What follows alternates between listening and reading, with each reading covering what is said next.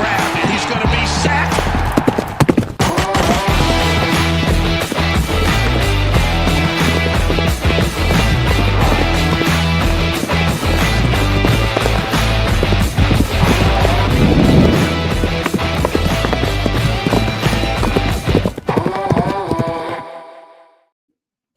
What is going on, everybody? Welcome to your weekly Horsepower Hour. I am joined by Jeremy Sean of Broncos Unbridled, Kodiak of Kodiak Broncos, and Mark of Marcky Sports Denver. Our Broncos obliterated the Dallas Cowboys. It was a beautiful thing to see, guys. 44-24. We got a lot to get into. Before we get into stock up, stock down, let's do one round of giving our high level takeaway from this team. Let's start. Somebody who's been absent the last few weeks, and that is Kodiak. Lead us off, man. What is your first big takeaway from yesterday's throttling? First big takeaway is welcome back, Bo Nix. Okay. I was listening to something Jeremy said on his podcast yesterday. It's like, all right, you get dumped and then you go to the bar and then you got a couple girls checking you out. That's how I felt about this Broncos offense, is that even though the Dallas Cowboys clearly an undermanned team, but we took advantage, and the execution is what matters the most. And you know what? It's okay. Sometimes you just got to go to the bar and smash a 2 or a 3 to get over the mental hump of, whatever. So yeah, that's kind of what our Broncos were able to do yesterday. And ultimately, this could be a huge launch pad going forward down the stretch for the rest of the season. Wonderfully said. Mark, your takeaway from yesterday's game. Yeah, most complete game of the season. Happy that it was against the Dallas Cowgirls. It's a perfect segue because, Kodiak had just said sometimes you got to smash a 2 or a 3. That's what we did. We smashed a 2 or a 3.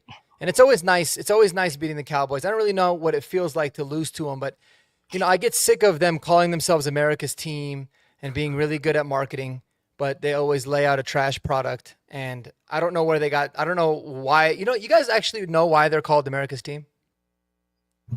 Because some with Roger Staubach, no, they're called America's team. I swear this is true because they have the most followers on Facebook. So, well, they were called that before Facebook ever existed, though. That's what I don't think so. I heard that because they have the most Facebook followers. I'm telling you. Anyways, regardless, if it's fake news, you guys can fact check me. But what I'm saying is that it was a very, very complete effort. No, but amazing overall to see from the team, man. Is exactly what we needed. And shout out to them rookies, man. The rookie class looked amazing. I think it's a great game to build off of. I love it. I love that fact. Jeremy, what's your takeaway from yesterday's game? Now, I'm not exactly sure I said smash a couple or 2s or 3s. That might be pushing it, but I know what you're saying. Here's the thing. A cowboy can't get very far without his horse, but horses can run go anywhere they want without a cowboy. So I don't know. I think they, since 1995, we've owned them and we continue to own them. If Vic Lombardi can call the Nuggets the Lakers daddy, I think we can call the Broncos the Dallas Cowboys daddy for sure.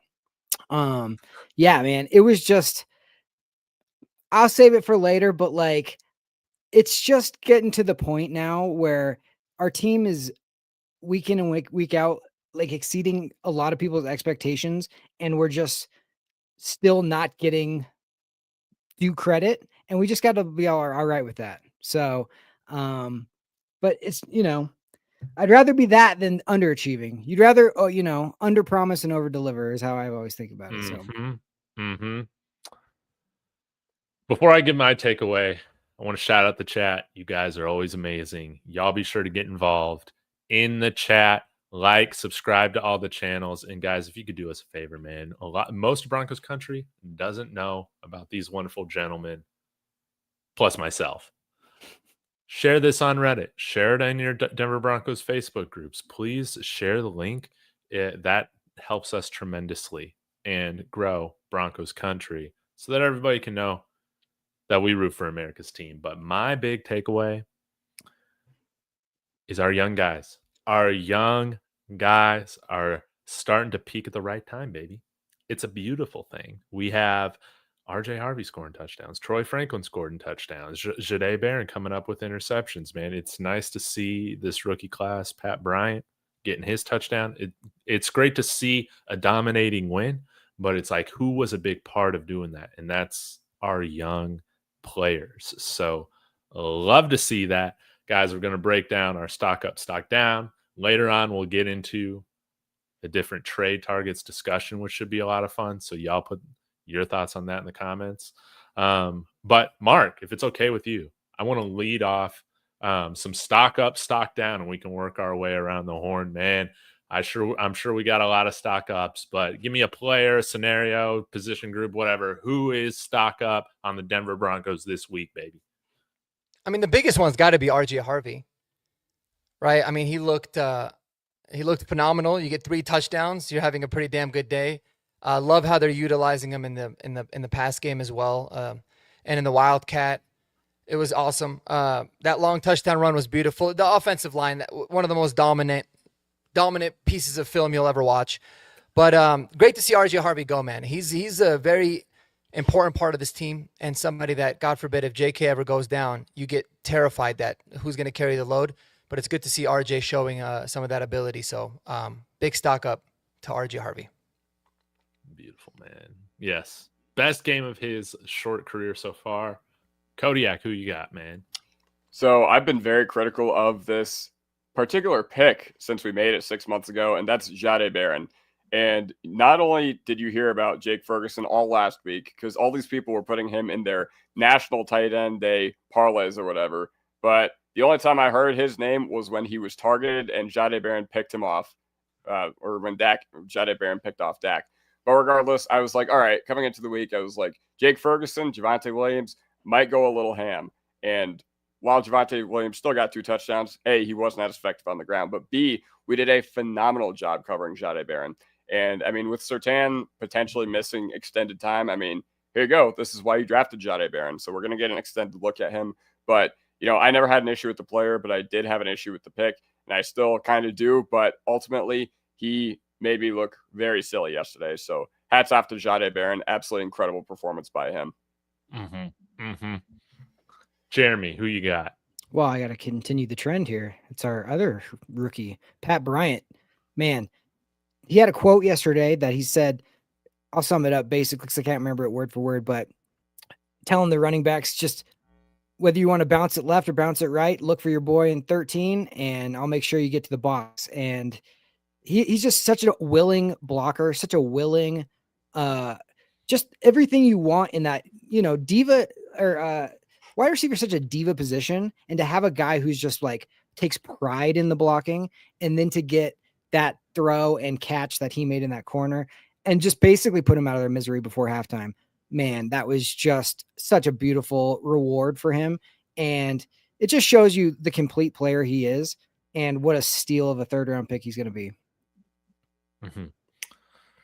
Well, I'll stick in the position group, Jeremy. That's got to be freaking Troy Franklin.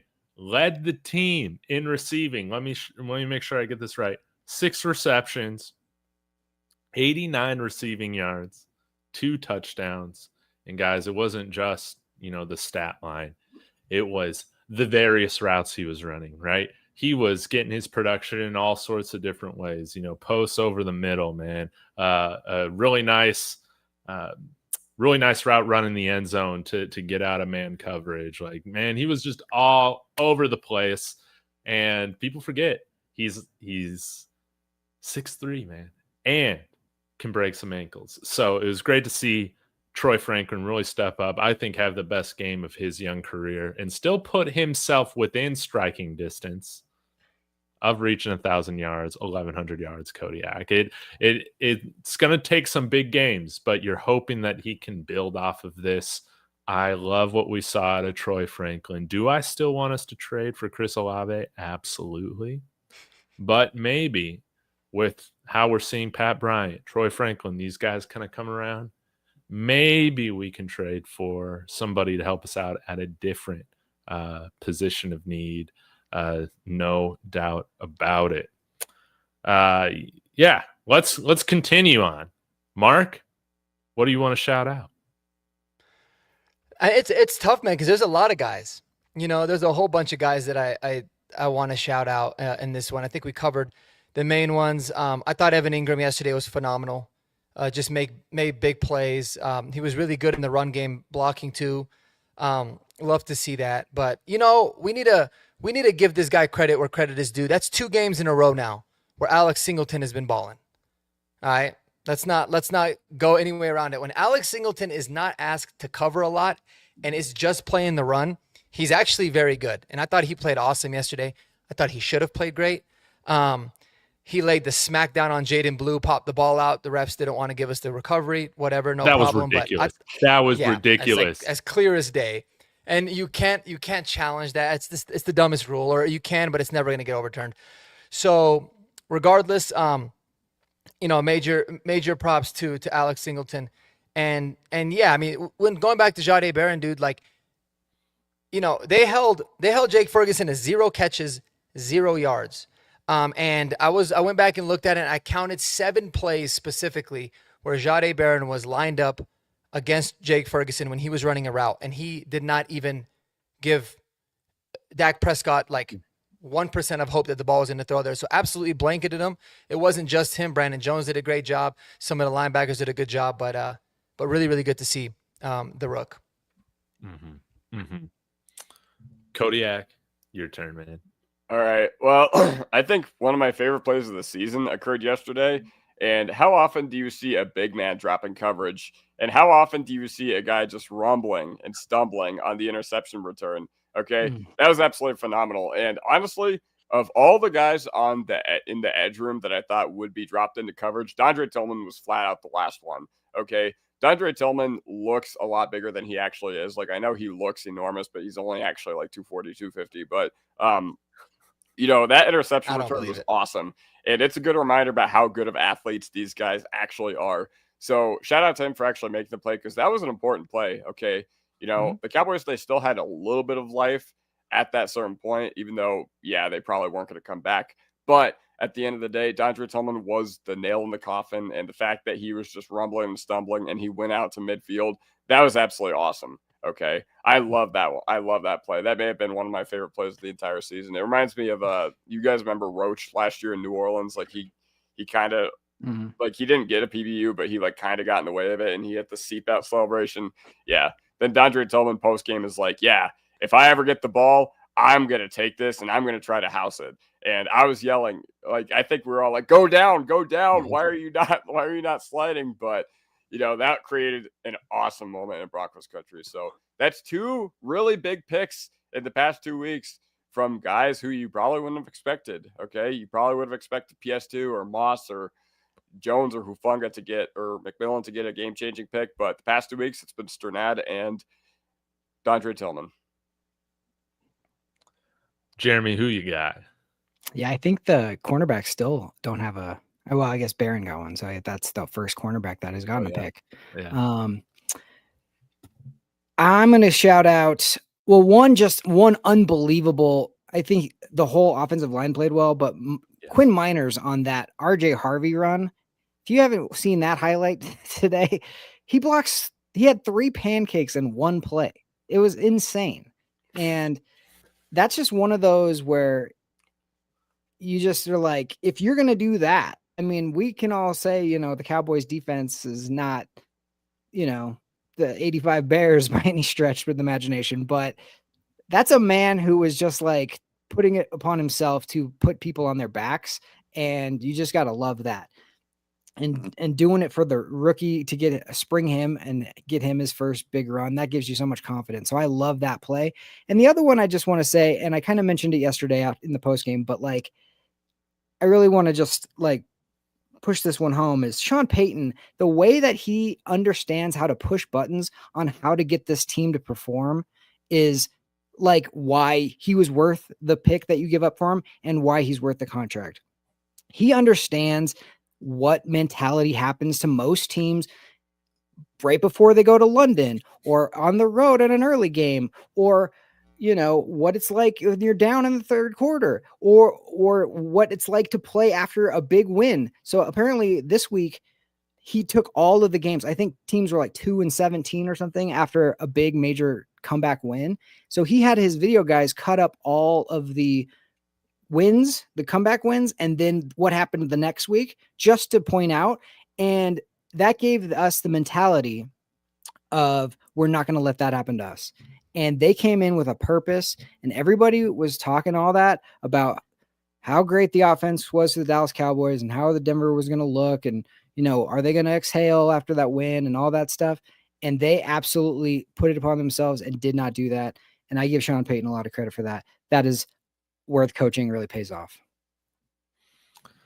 Yeah, I want to give credit to Sean Payton for my last, I guess, stock up that I got is that, you know, but he stuck with Bo Nix, even though he tried to throw a no-look pass at the beginning of the game. Why is he trying to be like Mahomes, dude? We don't need Mahomes. We need Bo Nix, dude. Bo Nix doesn't do that, man. But Bo Nix, stock up. He was fantastic. He shredded the Cowboys defense, as you should when you're a good quarterback in the NFL, man. He was making high-level NFL throws downfield. None of this stuff was gimmicky, man. You can put all that to bed. This might have been, in the words of Zach Seegers, his best performance of his career.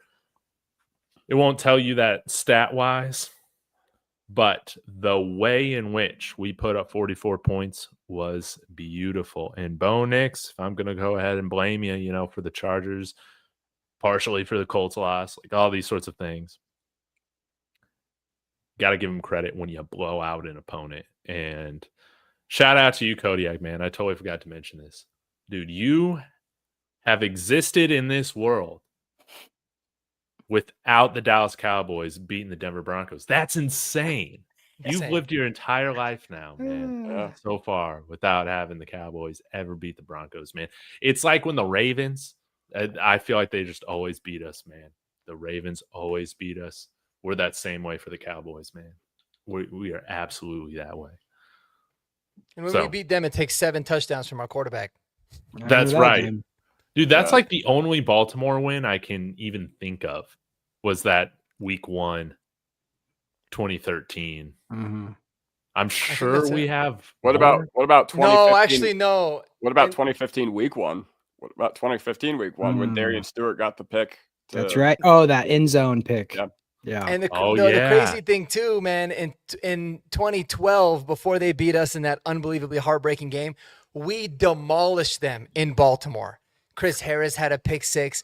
We killed them. We got their offensive coordinator fired, and that ended up backfiring against us pretty badly.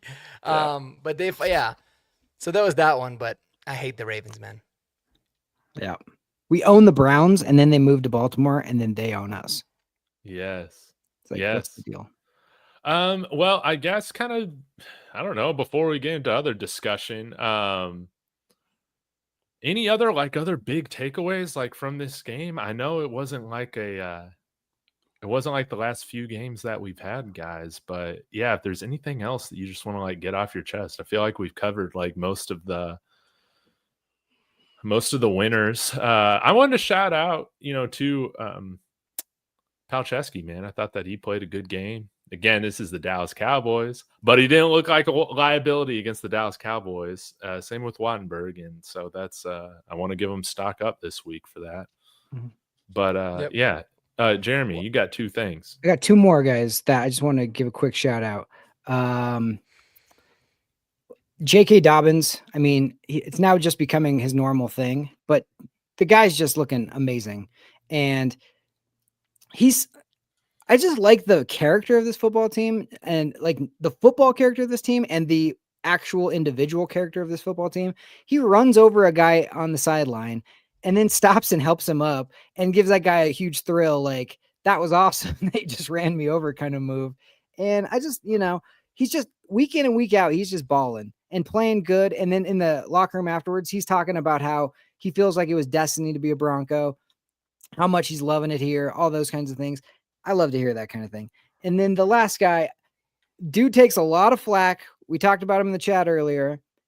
They love to call pass interference on this man, but Patrick Surtain goes out and he just stands on whatever. He's like, I don't care. Throw at me all you want. Nothing's coming easy. Riley Moss. And I don't care what anybody says. People want to hate on him all they want, but that guy, he's got the memory of a goldfish, just like Bo Nix does. And just if I have a bad play, move on to the next, and I'm going to beat you the next one. And honestly, he's going to get tested so much, but he's the perfect complement to somebody like Patrick Surtain on the other side. And now that Patrick Surtain is going to be out a little bit, we're going to see even more. He's going to have to start covering number one. So just keep with it, Riley. The NFL definitely doesn't officiate him like the rest of the cornerbacks in the NFL. Let's be real about this. No, it's discriminatory and it's racist, because I literally said that in my TikTok comments. I was like, guys, like this guy, a bunch of people in my TikTok comments are just like, Riley Moss sucks. And I'm just like, guys, this guy, like, I'm not a blame the refs dude. I am very like hold the Broncos accountable when they make mistakes, but this guy is clearly not being officiated correctly. And there is one reason and one reason only why he is not being officiated correctly. What are your guys' thoughts? I 100% agree with. Yeah, I mean, my thing too, though, is like I think he's definitely like they target him a lot, especially because he's got kind of that reputation now at this point, which is like unwarranted. But he also looks very at times out of control, which to the point where now I feel like he is in control. It's just how he plays. Yeah. But it's almost like everything looks overly extra. So I feel like that's what really makes it pop off.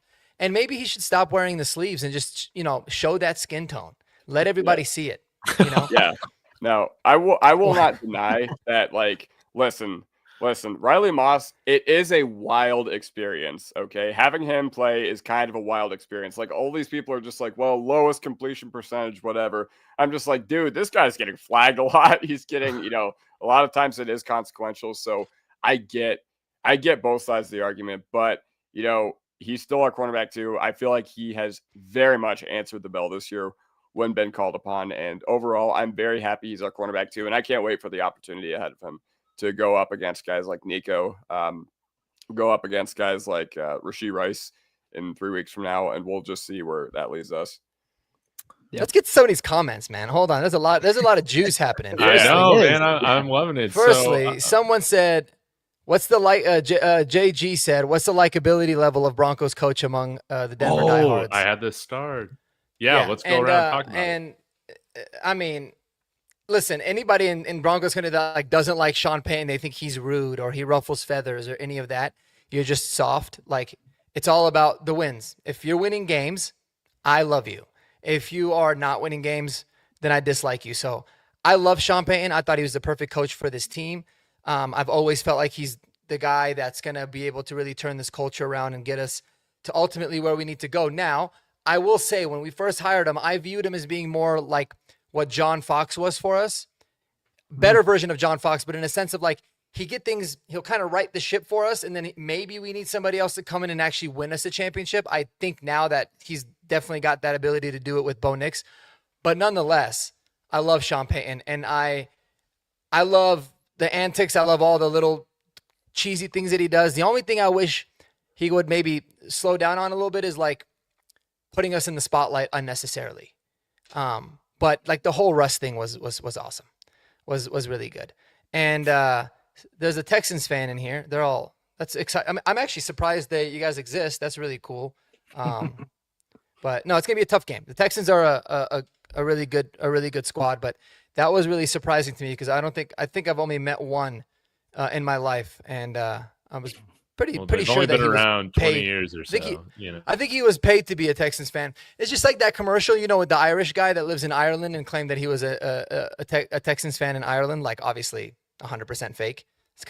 That's kind of where I'm at. But anyways, I'm on a little bit of a rant right now. Let's go through more of these comments and see what else I want to shit on because I'm kind of in the mood. Can I piggyback real quick on the Sean Payton that comment? Oh yeah, Sean Payton to me is like Kodiak wouldn't know about this because he's too young, but like he's Mike Shanahan part 2. Like he is the offensive guy who runs a tight ship and it's his way or the highway. And we needed a culture change. We needed a guy like that. And I don't think people have a problem with like, he'll clap back a little bit at like reporters in the locker room or other things like that. But I think he's not a mean person or an overly egotistical person. I just think he's a little misunderstood. He's a very confident person. He believes in his way, and it's not even his way. It's like the Parcells championship way that has been proven. So like, yeah, I absolutely love the way he runs this team. I think that he gets completely like, because of past things, like the Russ thing gets blown out of proportion. Everything, little thing he does gets blown out of proportion, but he is the perfect coach for this type of football team, especially for young guys. And you need, in this day and age, you need to coach with confidence. You need to make decisions with confidence. You look at all these teams that are bad with bad ownership, they all live in their fears and they all are afraid to make a mistake. And Sean Payton is like, I'm going to do it my way. And if I'm going to go down, I'm going to go down my way. But you know what? He will adjust. He will see like, oh, this isn't working, or I'm going to go to the strengths of these guys. He lets Vance do his thing. Yeah, I absolutely love the way he coaches and runs his football team. Yeah. Jeremy, you said it perfectly, man. I love Sean Payton. He's the perfect mix of, cocky, genius, not perfect, but he's the perfect mix of all that for like what you want in your head coach, right? Man, we got a ton of comments in here saying, man, we got some troll. We got Birds fans in here. I was about to say, how are we getting Dodgers fans? How are we getting Giants fans? How are we getting Eagles fans? Dude, I think it's because the Cowboys. It's because we beat the Cowboys. Okay. That's why I guess they're America's algorithm too. All right. They are. I even joked about it. They are the best marketing team disguised as a football team in the nation. They really do a wonderful job. There's a troll in here. Somebody saying Bo Nix. What was it? He had a name that he should absolutely change. Elch X Postive. Yeah, I don't know. Change your name, but it says Bo Nix is ass. Let's be honest. He's a game manager and won't win the big games. We just call that guys. That's what we call a very lazy comment. It's just an easy out because it's one of those where again, I can't necessarily sit there and prove that you're wrong in a show. So it's just a lazy take. So I'm not going to give it too much. Dude, I'll say this, man. Bo Nix, I love game manager Bo Nix. I think if you know ball, dude, being a game manager is what you want from the quarterback, man. Best game manager ever is Tom Brady. The best game manager. He was the premium game manager. We had Peyton Manning game manager here. When he had an arm, he broke records, and when he still had his brain and not his arm, man, we still won a Super Bowl with him. So yeah, man, like a game manager is what you want. What kind of bad quarterback is a good game manager? Yeah, I never understand it. Well, there were 6 guys drafted last year. Everybody said we were dumb. We got the leftovers. We got 6. Well, guess who's leading all of those rookies in passing yards? Bo Nix. Touchdowns? Bo Nix. And wins? Bo Nix. So if he's ass and he's like a game manager, but he's going to lead all the other rookies that everybody's in love with, fine by me. Yeah. Also, I do want to say one more thing about Sean Payton. Like, Sean Payton might have done the most impressive turnaround in professional sports like I have ever seen a part of my lifetime, because think about how poverty we were when we got drafted. Dude, we were the New York Jets, man. Yeah, we were 4-13. We were 5-12. I forget what we went in the Hackett year. 2022. Then early in 2023, we start 1-5. And then not only our defense that gave up 70 points propelled us to a 5-game win streak where we went on an absolute heater. Yeah, a little bit of it was unsustainable turnovers and takeaways, but Sean Payton has amnesia. And the best thing about Sean Payton's teams is that they have amnesia too. Okay. Last year, so many games, we would just get blown out because honestly, we just didn't have the juice or the firepower to compete with a lot of high-level AFC teams. But then the very next week, we'd be in a dogfight against some of the best teams in the NFL. And you remember last year, the first 2 weeks of Bo Nix's career, ugly. First 2 games were ugly. Then we just go into Tampa and we beat the brakes off a very good Tampa Bay Buccaneers team. So it's just good because Sean Payton, he has amnesia, but his teams have amnesia too. And it's for the better. Like, he is one of the best adjustment coaches I've ever seen. So I trust them to get right with this team. And he is just, I love listening to him speak. I love listening to his press conferences. Him setting the tone with the Hackett interview, that was one of the best things. I think he said the entire thoughts of Broncos country. So he is amazing. I love the fact that he's a coach. I got to ask you guys, okay, with Sean Payton's comments saying, I was hoping Well, when he was talking to the John Mara, saying, I was hoping you weren't going to play Jackson Dart for a few more weeks. Did you guys see that as a subliminal shot at Russell Wilson, or did you just see it with, hey, him giving praise to Jackson Dart? I want to hear all your thoughts on this, and then I'll give my take.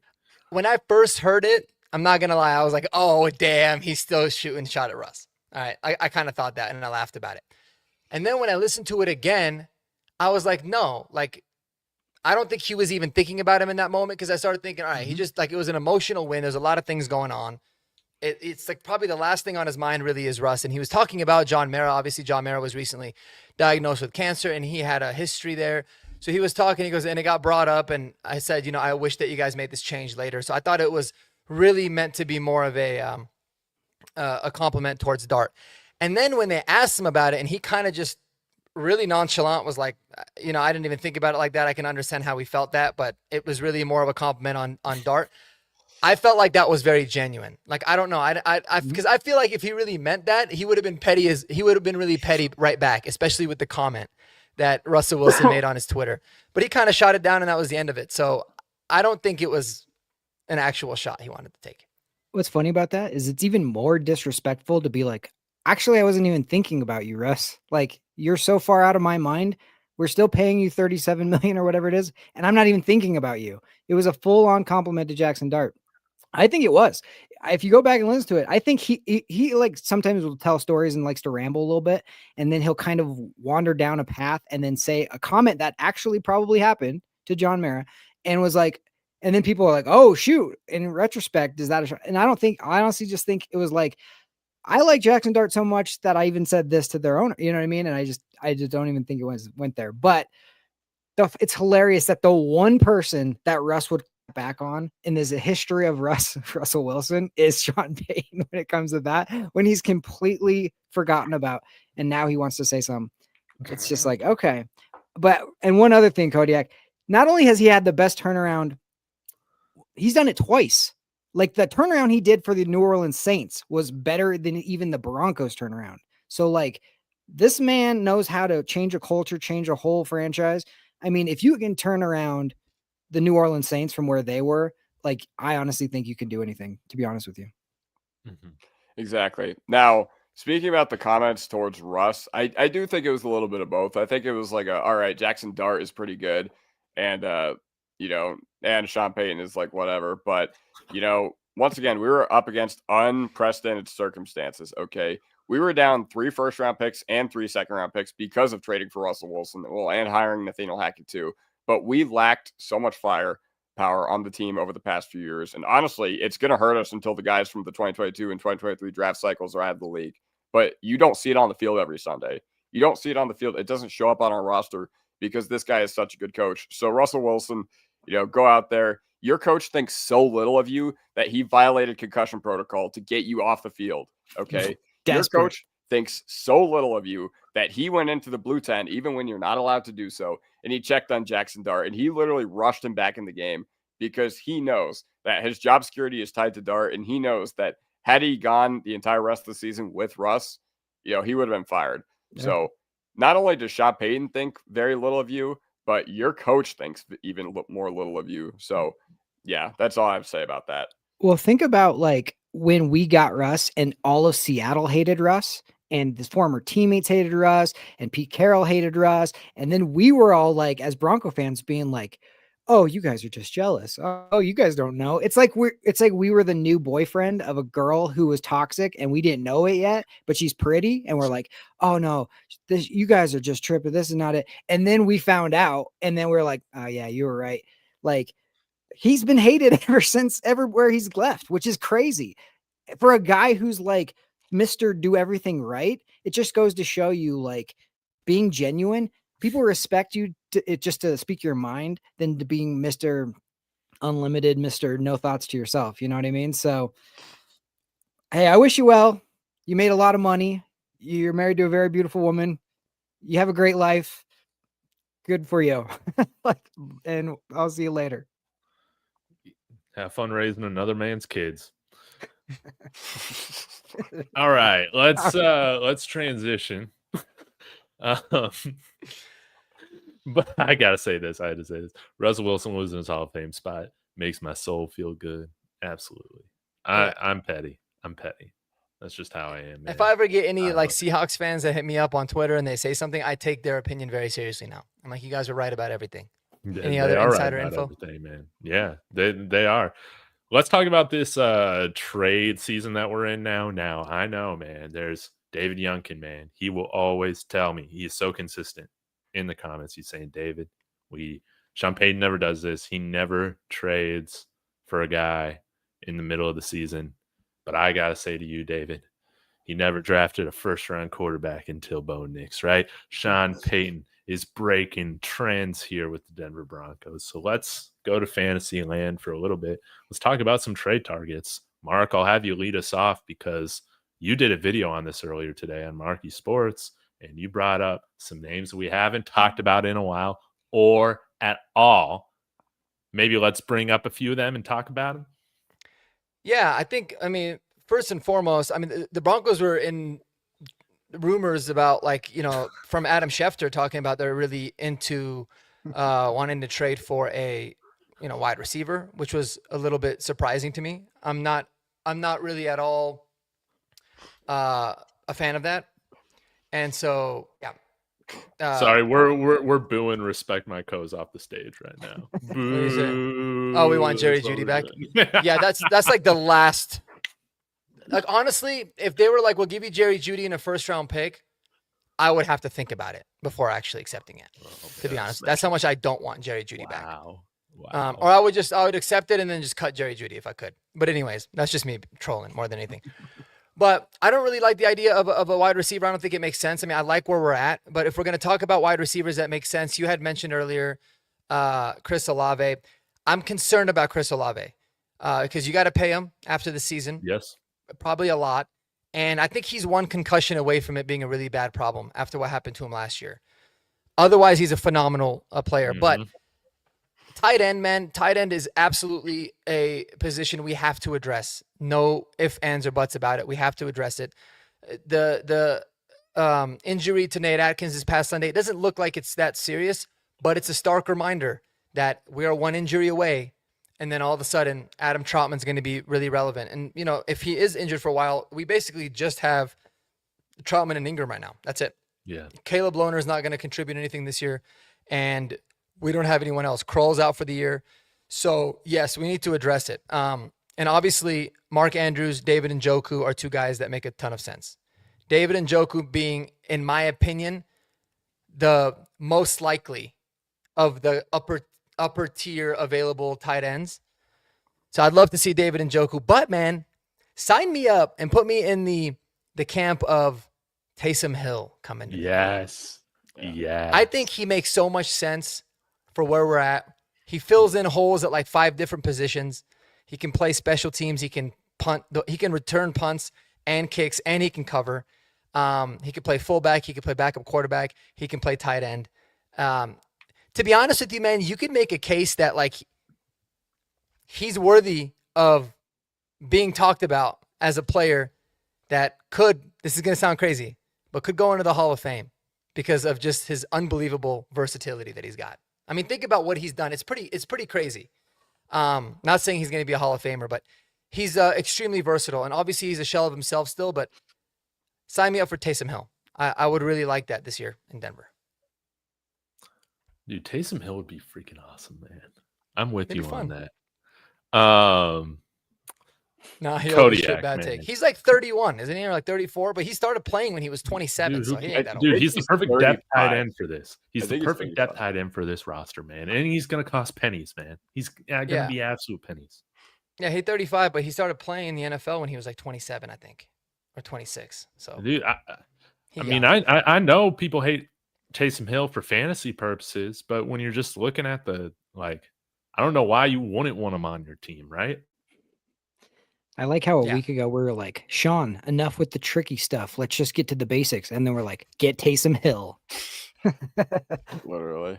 Nah, but hey, at least he's good at doing the tricky shit. That's true. If you're going to do the tricky stuff. Yep. I prefer Olave for a 4th round. Yeah. Oh, okay. my God. Yeah, why not? At that price. All right, Mark, at that price, are you concerned?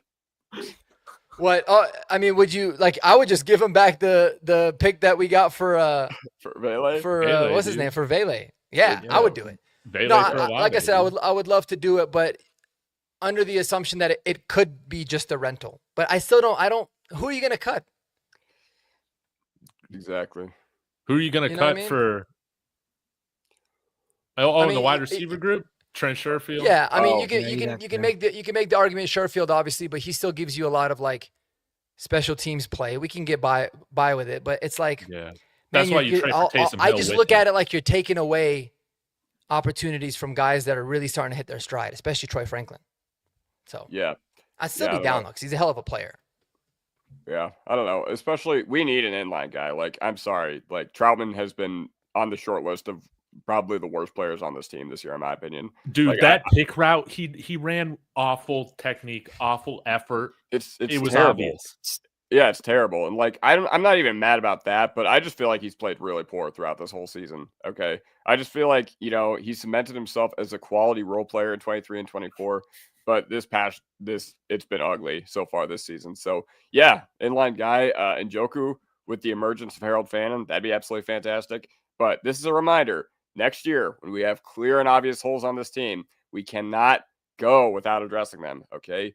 Inside linebacker and tight end, we need to fill out those position groups as well. So yes, this is just a stark reminder for that. But I do agree that receiver is fine for now. Could we upgrade? Sure, potentially, but tight end is an absolute must address.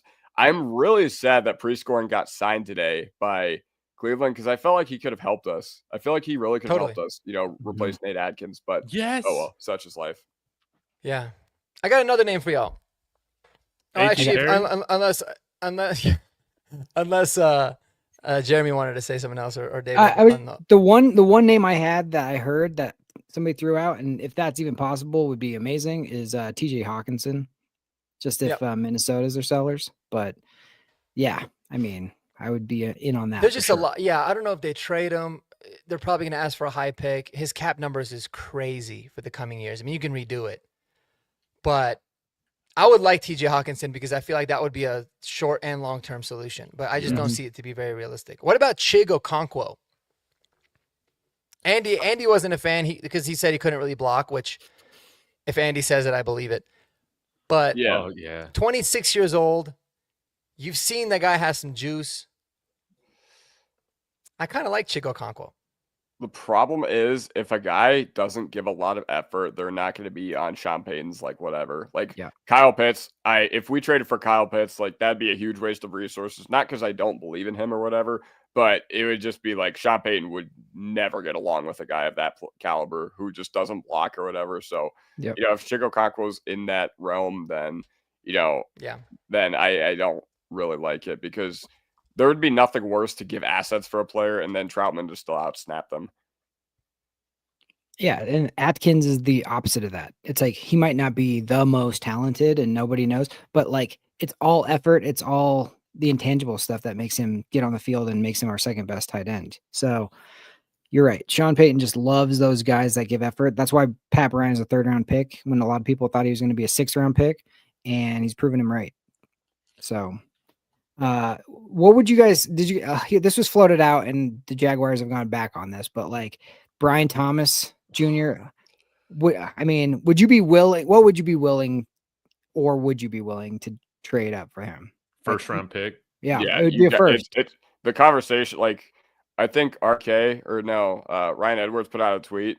Like I'd maybe give a first. I'm like, dude, that's not getting done without a first and something. Like BTJ, even though he's played really poorly this year, I was gonna say he leads the league, or he leading the league in drops or whatever. He has not had a good year, but a lot of it is because the Jaguars' passing scheme is a total mess right now. But yeah, you're not getting that done without he had one of the best ends to a rookie wide receiver season ever. So they're obviously high on him. They took him 20th overall the year before, and they're not just going to give up on a guy who had a historic rookie season that quickly. So I'm willing to do it. I would 1000% give a first and a third, but and even then, I don't think that's enough. But we'll see. Dude, this guy's on a rookie deal for how many more years? Oh, 3. Dude, He could be amazing here. And people are Oh, saying, yeah. well, the drops. We don't need anybody who drops the ball more. Well, I'll tell you what. Over one of these guys right now that we got on the team that drops the ball, I would rather at least have the guy be elite too, if he's going to drop the ball. Because then if you're elite when you're catching the ball, at least you're making bigger plays. But he could be like DT, man. He could be Yeah. amazing out here. 6'4". I would love it, man. But And in 3 years, when you have to pay him the big bucks, that's yes, Cortland's Ford's 3 years older, so you can move that money over there. yeah, it would be perfect. But honestly, though, we talked about this, Kodiak. We probably should spend our top picks on the trenches. Yeah. It's probably where they need to go. Oh, sweet. Blue Jays just scored. I'm not even following baseball much, but yeah, what if they elevate A.T. Perry? I know this isn't a serious one, but I'm going to treat it like a serious one. This should have happened week 1, man. We would be undefeated with A.T. Perry on this roster right now, man. I'll tell you right now, he's a sleeping giant. And we got Trent Sherfield elevated above him, man. Come on. Yeah. Yeah. Now, what about Dondrea Tillman, man, taking some tight end reps? You saw that return that he had? Dude, soft hand. He got a little wiggle. He said he played 6'3", tight end. 250. Yeah, he said he used to play tight end, so it makes sense. He's got way more juice than Troutman. Way more. That's no doubt about that. Juice. Yeah, and then other guys that I mentioned were like kind of lower no-name guys, but that would kind of fit the mold. One of them is Jeremy Ruckert. I think Eli Betts could tell us a little bit about him being on the Jets. He's strictly a blocking tight end, but a very, very good one. And he's still very young. But one of the better run blocking tight ends in the NFL per PFF. So I was kind of looking at that, but I think that's the thing that makes the most sense. Kind of, there's Chris Manhertz, right? We had him. The Giants are probably having a fire sale. You could have him basically for free, potentially. He could be someone that would make sense. It's not going to make anybody excited.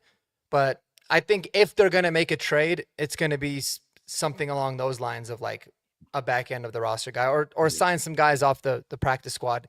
Gage from Broncos Syndicate had a really good tweet today too, kind of talking about some potential guys on practice squads that we can look to swoop. So we'll see. I think we'll make a move, some sort of a move, at least a corresponding move when it pertains to PS2 in the coming days. So we'll see.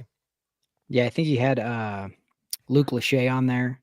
But if Giants are having yeah, go ahead. I was going to say, bro, I'm not giving sun chips. I love sun chips. I ain't giving you no sun chips for Ruckert, but you can have another chip if you want. Dude, tomato sun chips. I think tomato sun chips are more valuable than Jeremy Ruckert. Man, what does that make our tight end room right now? Oh, shit. Honestly, bro, if the Jets are saying that, though, that means they're definitely wrong. Have you seen what the Jets do? They make every poor decision. So they just win, that actually makes me really happy. I feel like Jeremy Ruckert will come here and ball out.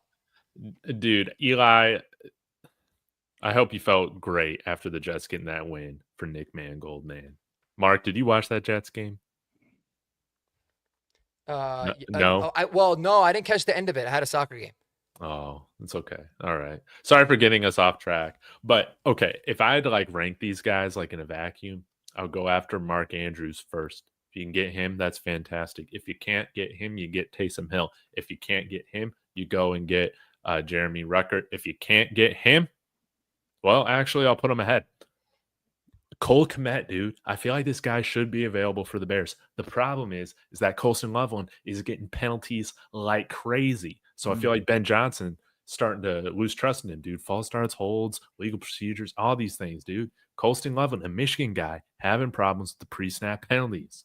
But if he could get that together here before the trade deadline, that would be great because I'm sure Chicago wants to move off of him. Well, give a first for Colston Loveland. I don't know why they want to move away from him, though. He's just all he's done is do well. Yeah, he's always been. Yeah, I like agree. Colton, dude.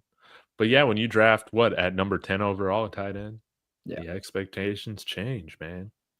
But Njoku would be amazing. Yeah, Njoku. No doubt about it. Somebody floated out Daniel Bellinger from the Giants if they have a fire sale as well. He had some nice catches on us. He burned He's us. a really good blocker, too. Man. Mm-hmm. And then there was one other. Even with the Dallas Cowboys Schoonmaker, I like that guy. Oh, the other one I was thinking is if the Cowboys go into sale mode, Brevin Spanford, he's playing angry and I don't think there's a chance. they're not going to give it up. They get rid of him. Yeah. With Hufanga, him fighting Hufanga yesterday, I was like, dang. I know. I like both of their attitudes. Yeah, I like the intensity, especially for knowing that you're going to get destroyed and still like. He's like a second-year guy. I remember they were talking about him at the Senior Bowl. I think it was last year. He came out of Minnesota, and they were saying that he even had like a lot of receiving chops. But apparently, he's like the best blocking tight end, like literally ranked as the best blocking tight end as well. So those guys don't just become available, especially when they're young and cheap. But he would be awesome. Brevin Spanford would be awesome. We had our chance, guys. We decided to go with a kicker and a basketball player. We had our chance. There's so many guys we could have gotten.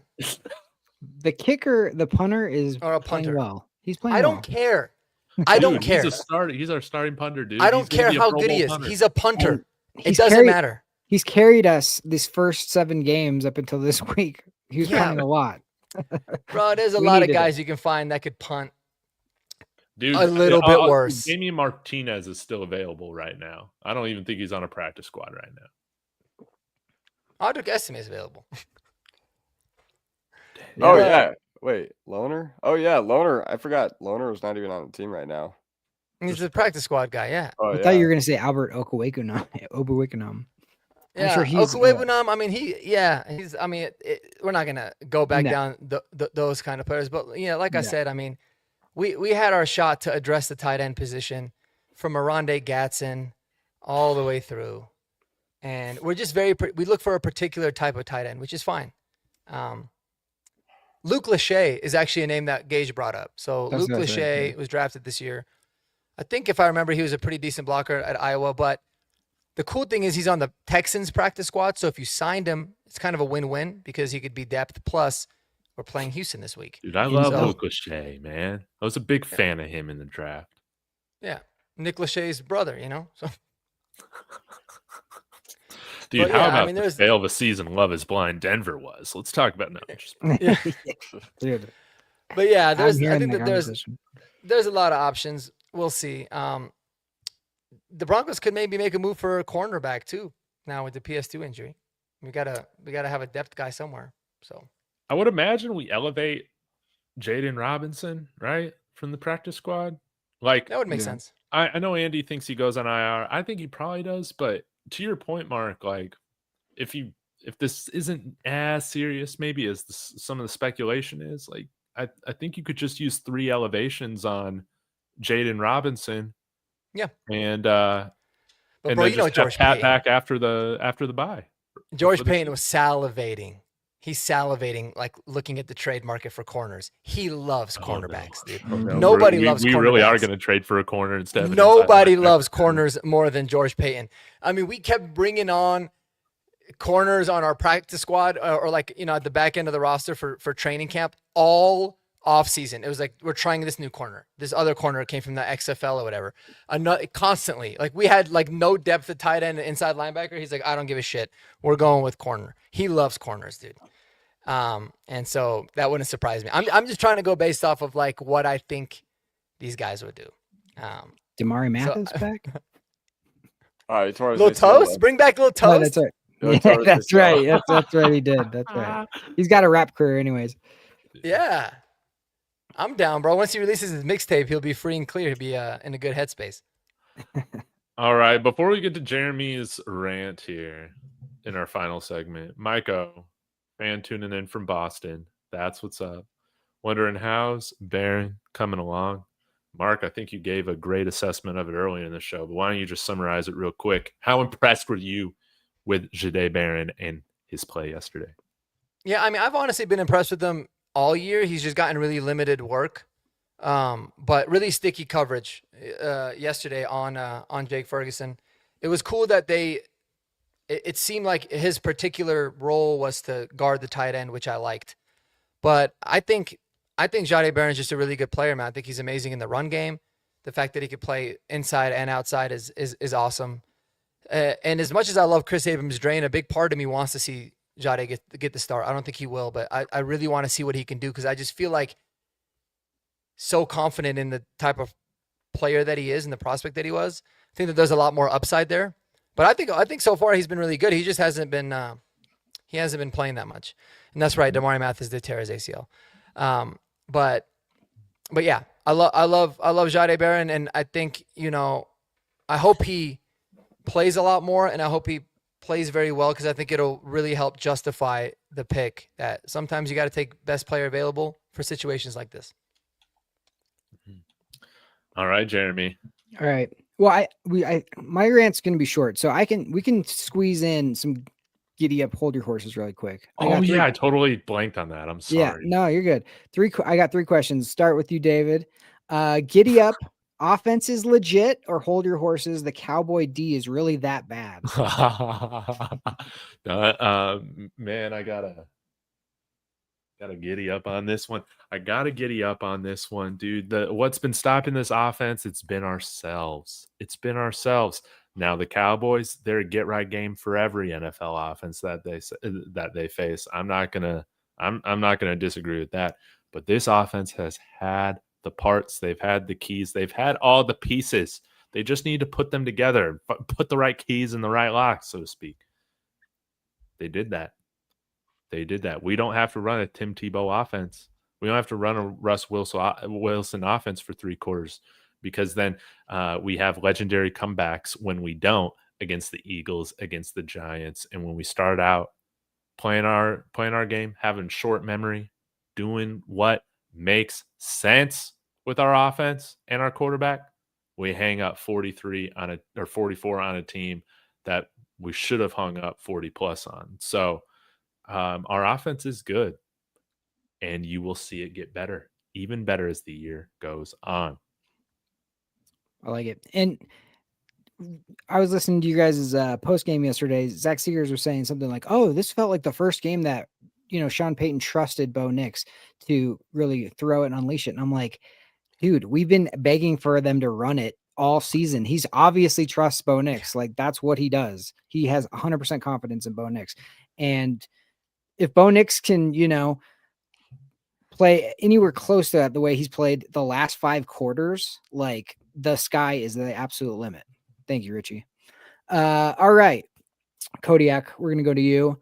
The defensive backfield is panicking after the PS2 injury. I would hold my horses on this one. Like, I don't think they're panicking per se, but, I think a lot of them will be excited for the opportunity, okay? What were we saying all offseason? Okay, deepest edge room in football and one of the deepest corner rooms in football. So I think the guys like Abrams Drain, I think the guys like Barron, even though you don't want a guy like Patrick Surtain to ever go down, and, you didn't draft Barron with the intent to replace Patrick Surtain, now you have a big opportunity. I think a lot of these corners are going to look forward to the opportunity. I don't think any of them are panicking. That's just not how the NFL works. It's not how professional sports works. It's got to be a next man up mentality. And I think, Jim Leonard's telling those guys right now, hey, be ready. Jahdae Barron, you might be going one-on-one with Nico Collins. Riley Moss, you're going to have Nico Collins for a lot of the game. Whoever, you're going to have to step it up or whatever while Patrick Surtain's out. So, no, I don't think they're panicking. I agree. I think, sometimes these things, it's interesting when things happen and when certain people get hurt and all that. And I felt good about the way that those guys responded in the second half of yesterday's game. Like, you're going up against the best offense in the league, and, Ferguson doesn't get a catch. Pickens got a little, CD got a little, but not much. And you kept them to 17 points, and you had, 2 turnovers. So I think they're excited about the challenge, honestly. And Mark, last one for you.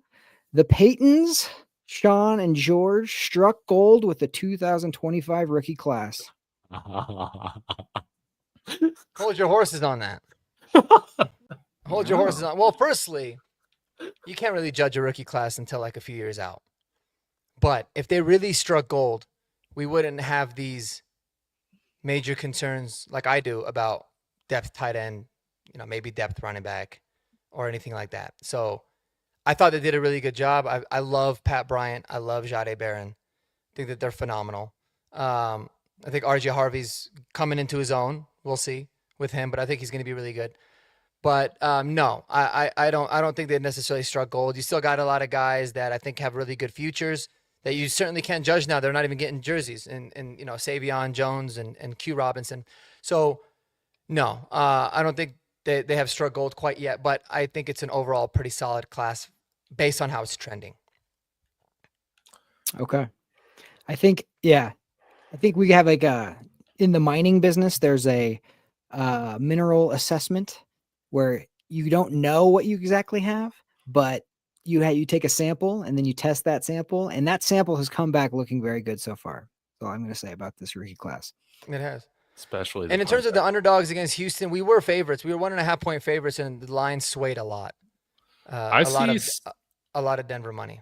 I see on like half of the sports books right now with Vegas Insider, Broncos are like +1, +1.5. Yeah, it was -1.5, I think, to open.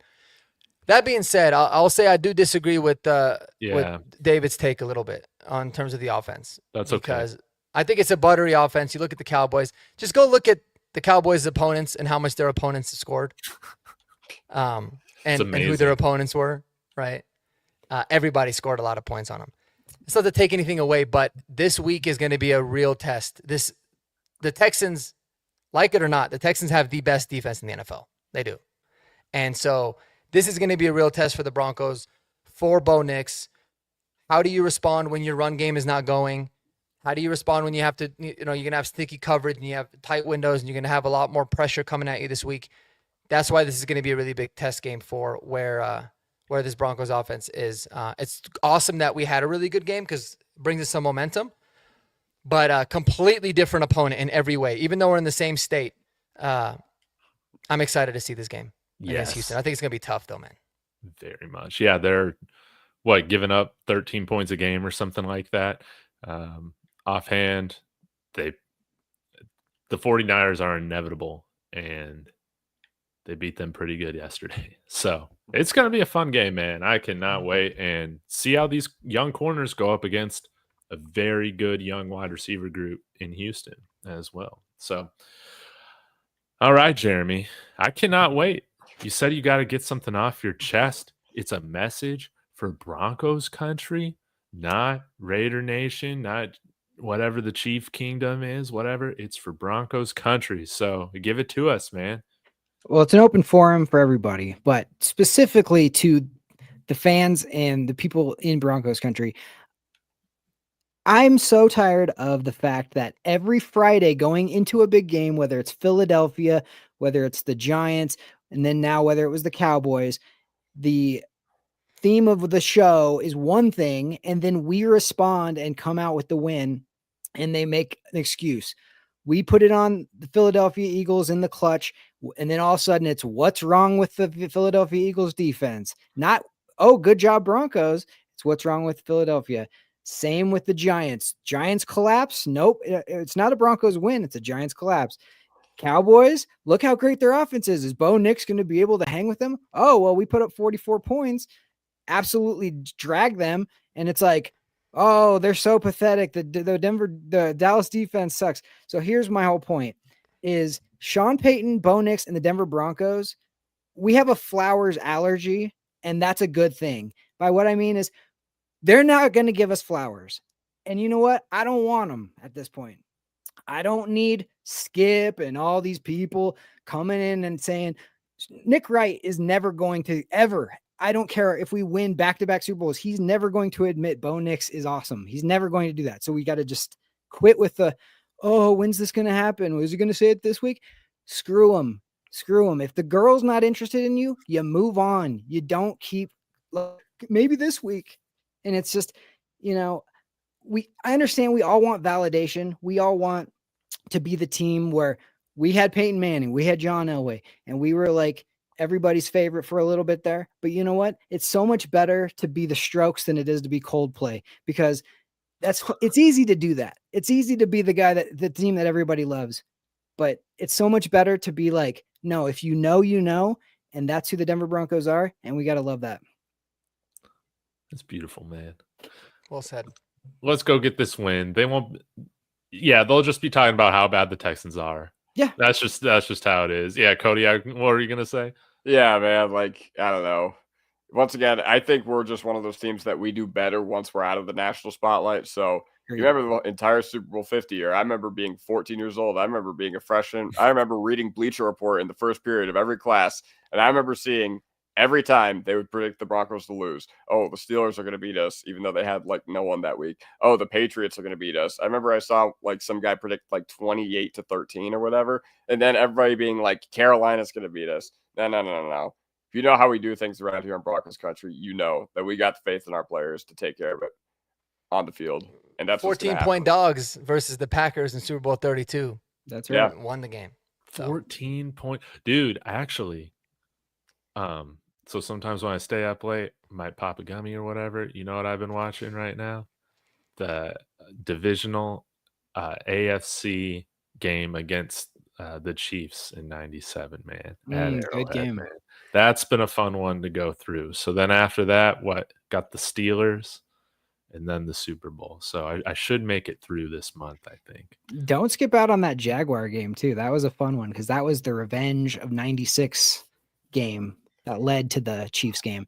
I was working at a shoe store and I had to work on Sundays like a freaking idiot. And luckily the shoe store had a huge screen TV. So I got to watch that whole Chiefs game because there was nobody in there.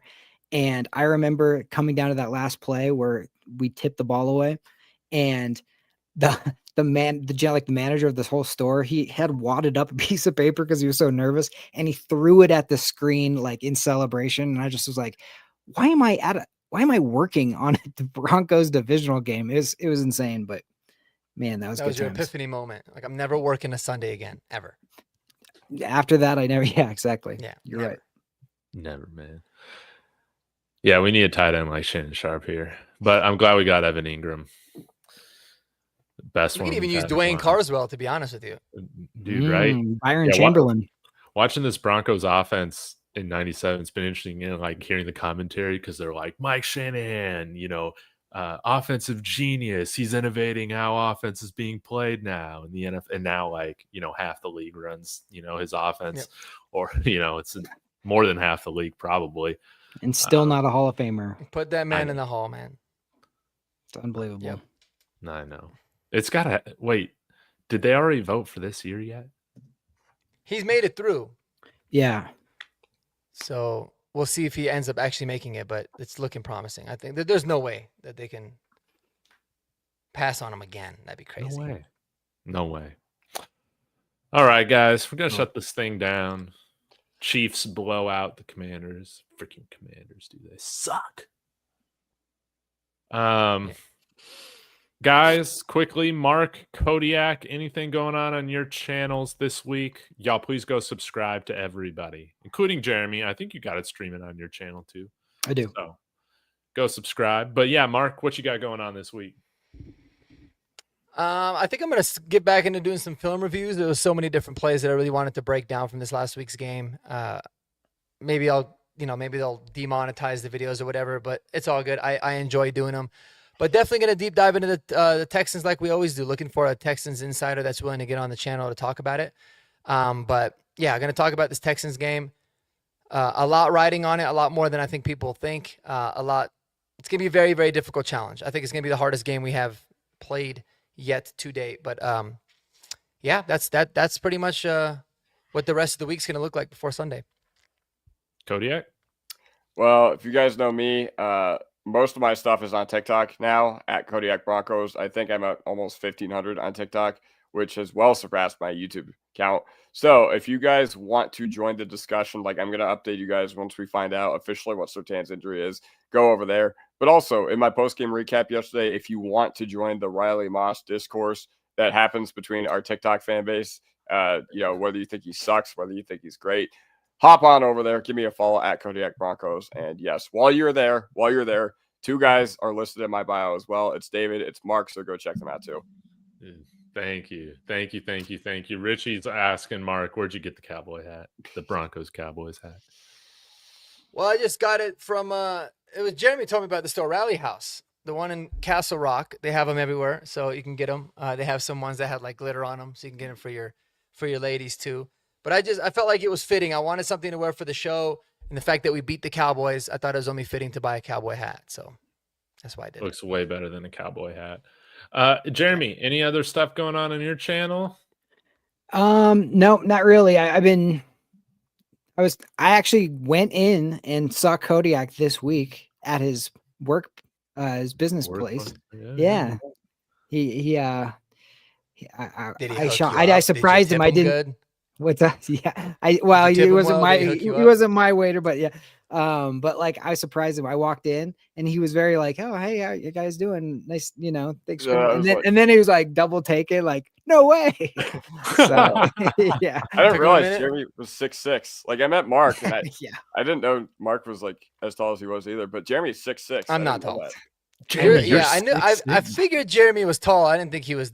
But how tall are you? I'm like 6'1". Yeah. Oh. No, he was Damn, tall. that's still tall. But yeah, do you have longer arms than Riley Moss? Did you measure? I do. Dude, that's the one thing. My wingspan playing basketball was my secret weapon for sure. Yeah, me too. I got crazy long arms for my height. Yeah. I'll give him to Riley if he ever needs them. But yeah, seeing Kodiak in the flesh was awesome. So yeah, I was talking to him and saying, yeah, I got to start doing some shorts because that's something I could do quickly whenever something pops in my head and get on that train. I'm not on TikTok, but maybe I should be. Yes. Get on. I did TikTok. a short today. She has you can get a lot of views from those, man. That's crazy. You do. Yes, you can. All right, guys, we're going to shut this thing down. Thanks to all the new people in the chat. You guys made this fun, including OG Texan fan. It's going to be a Broncos crowd there in Houston, no doubt about it. Going to be a lot of fun. So, guys, we'll be back to talk about the whole game, hopefully the win, next week at 8 p.m. Mountain Time. And until then, go Broncos. Go God